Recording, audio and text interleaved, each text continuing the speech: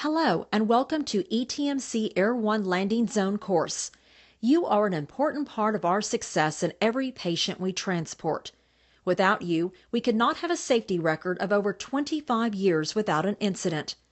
ETMC Air One started in 1985 with a single BO-105 aircraft and has grown into a service that operates a fleet of 4 aircraft comprised of 3 EC-135s and 1 BO-105. We average over 1,500 transports per year. Each aircraft is strategically positioned throughout the East Texas region and staffed with a pilot, nurse, and medic ready 24/7.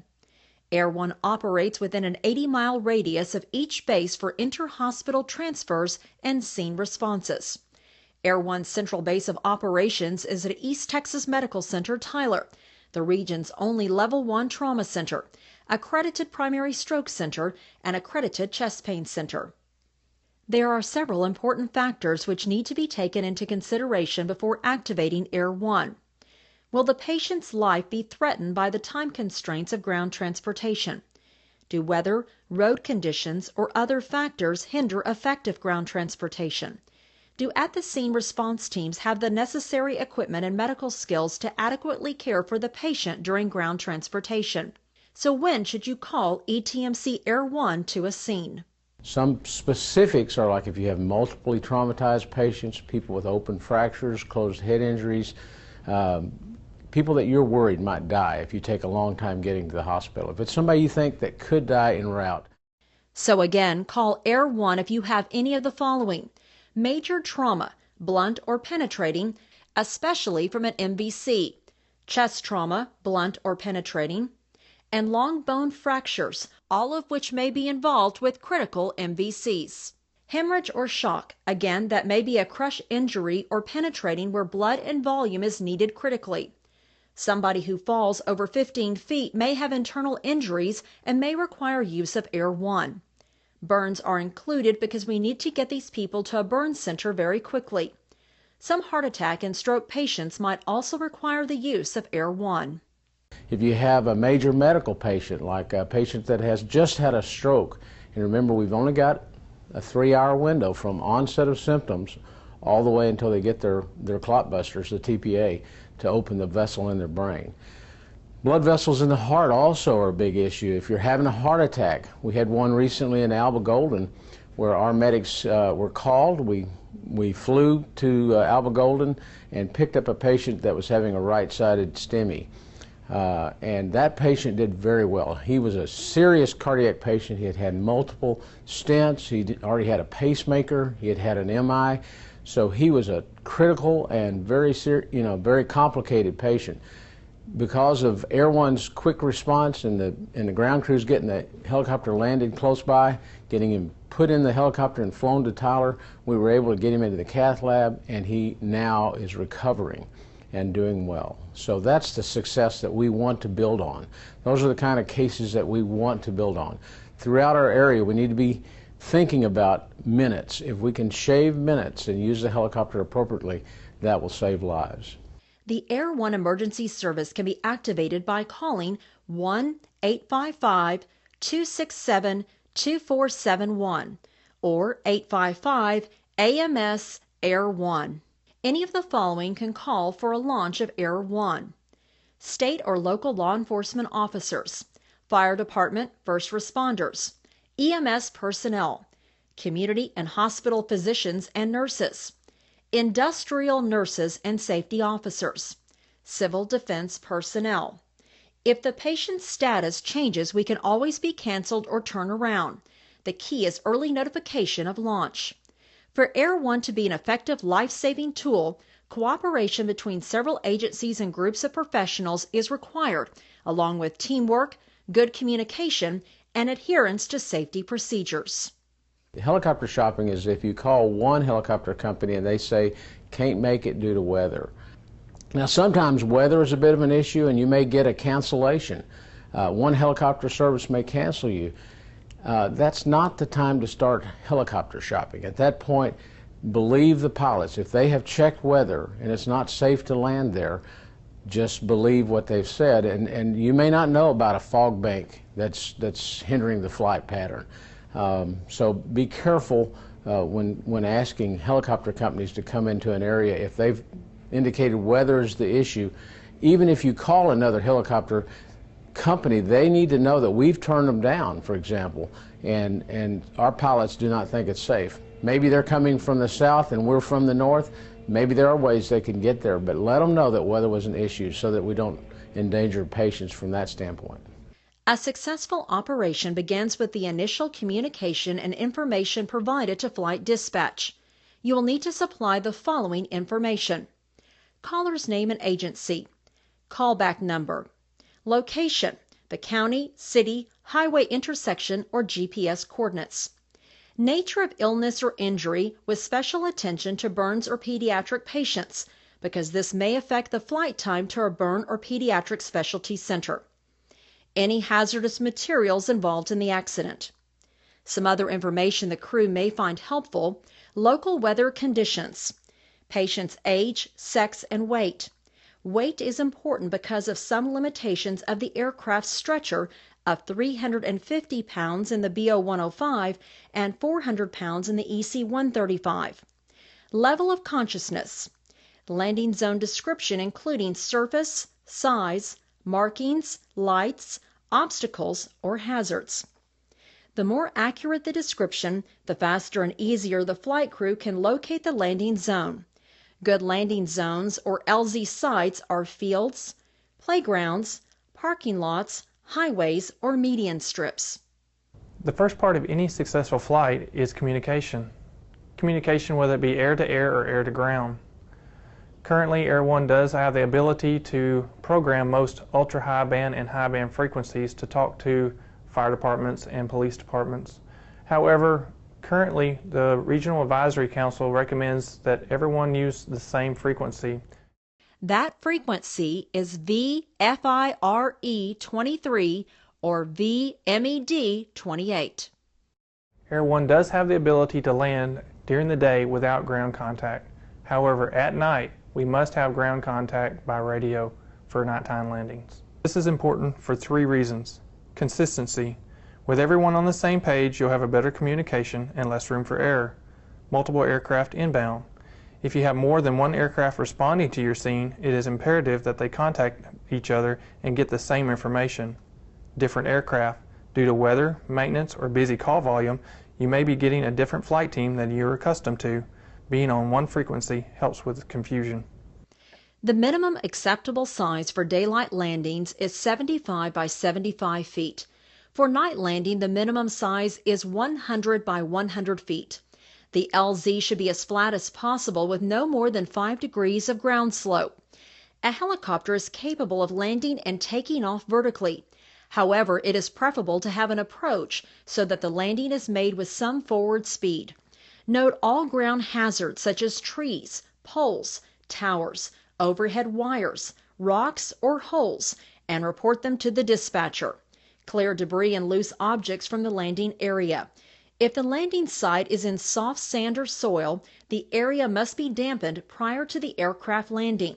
Plan the landing zone so the helicopter can land facing into the wind. The pilot has the final determination of LZ acceptability and may relocate to another area if conditions are not favorable for a safe landing.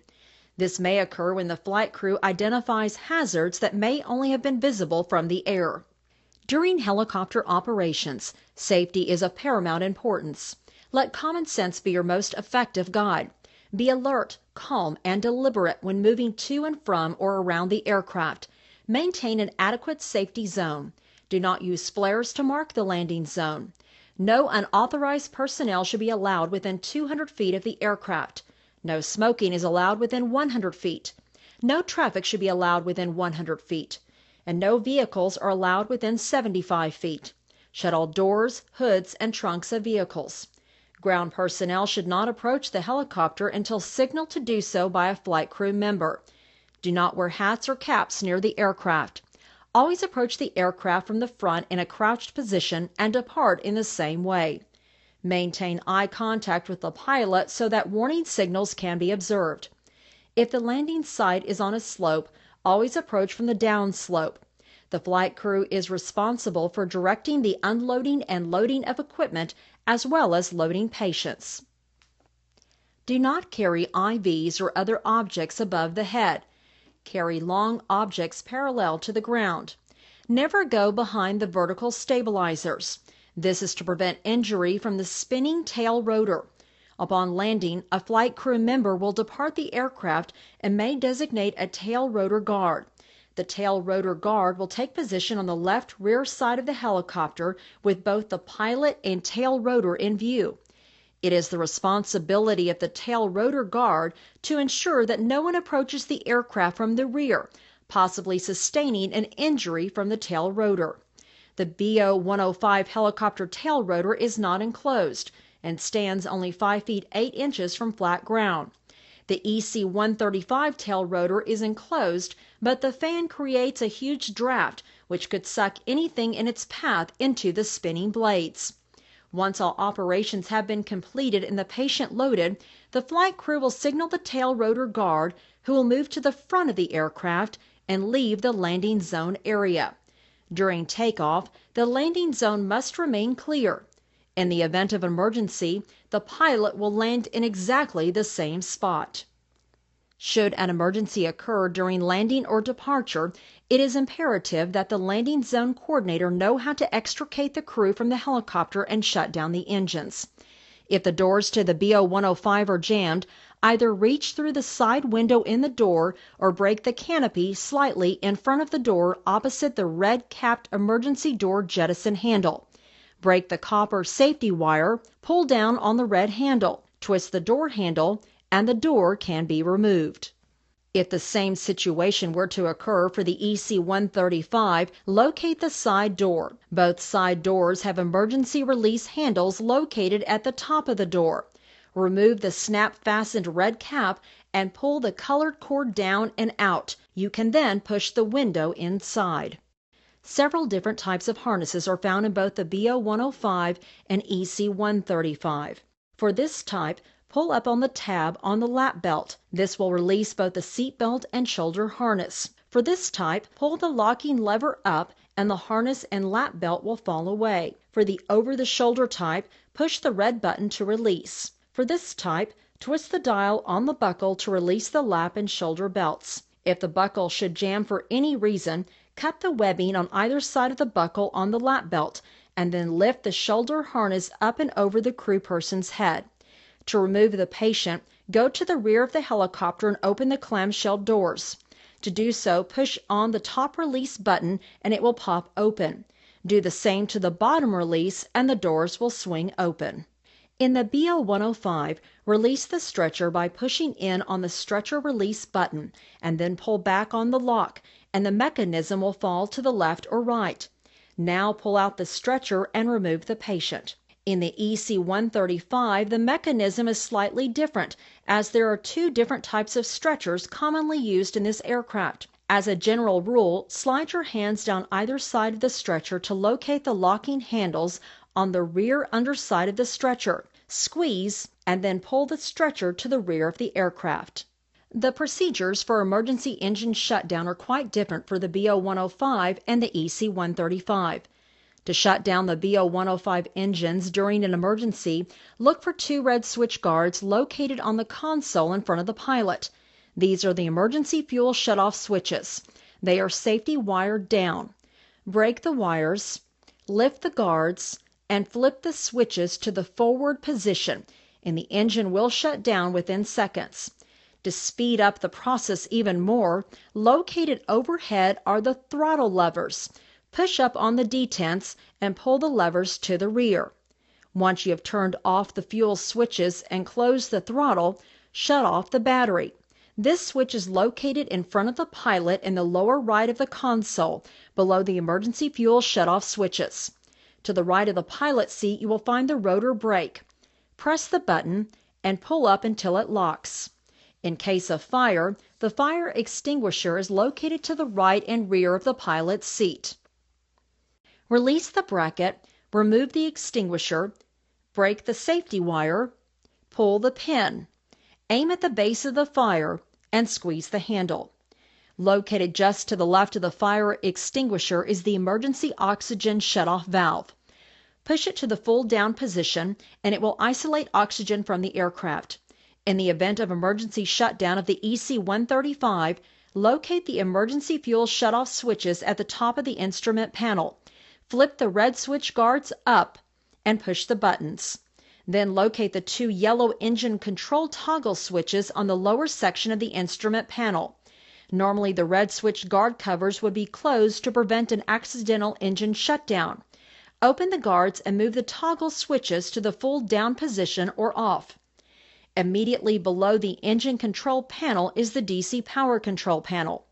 The center switch is the battery shutoff switch. Move this down to the off position. On the top far left of the instrument panel is the oxygen cutoff switch. Lift the red guard cover and flip the switch to off. Located above and in the center is the rotor brake. Pull lever back to until locked. Knowing and understanding these emergency procedures and prompt action during an emergency could well mean the difference between life and death for the flight crew and ground support unit. Air One, as many other programs, have incorporated night vision goggles into their flight program. They amplify light 3,000 to 6,000 times. Therefore, there's a couple important things to remember when you're setting up a night landing zone. The video you see here clearly shows the value of night vision goggles. As the helicopter approaches the landing zone, the LZ coordinator should always maintain radio contact with the flight crew. The flight crew at any time on approach could ask you to turn off some of those offensive white and overhead strobe lights. The reason for turning off some of those lights is because looking through the goggles and the amplification of the light really bleaches out a lot of the obstacles that can be found in an LZ. We would like to thank the men and women who give countless hours of time to help the community in training and work. Without you, our job would be an impossible task. With your help, we can continue to change lives throughout the region. Thank you for your attention.